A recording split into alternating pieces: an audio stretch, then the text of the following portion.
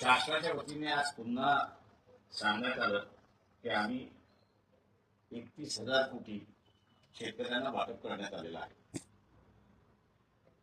आतापर्यंत जो काही शेतकऱ्यांना मोबदला मिळालेला आहे तो इन्शुरन्सचा मोबदला मिळालेला आहे.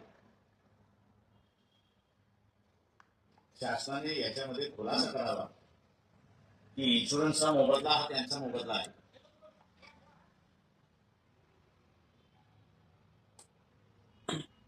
इन्शुरन्स हा शेतकऱ्यांनी काढला किंवा पिकाचं नुकसान झालं तर त्यांना इन्शुरन्स मिळेल, पण पूर्ण इन्शुरन्स मिळत नाही पीक नुकसानी. म्हणून शासनाने असं 31,000 कोटी आम्ही असणाऱ्या शेतकऱ्यांना वाटप करणार आहोत.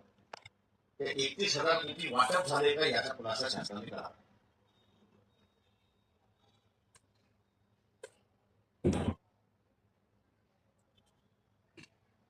शासनाने 31,000 कोटीचा खुलासा केला नाही तर शेतकऱ्यांनी एक लक्षात घ्यावं की 31,000 कोटी शेतकऱ्यांचे सत्ताधाऱ्यांनी पळवले, त्यांच्या कार्यकर्त्यांनी पळवले, आमदार खासदारांनी पळवले, पक्षाच्या पदाधिकाऱ्यांनी पळवले.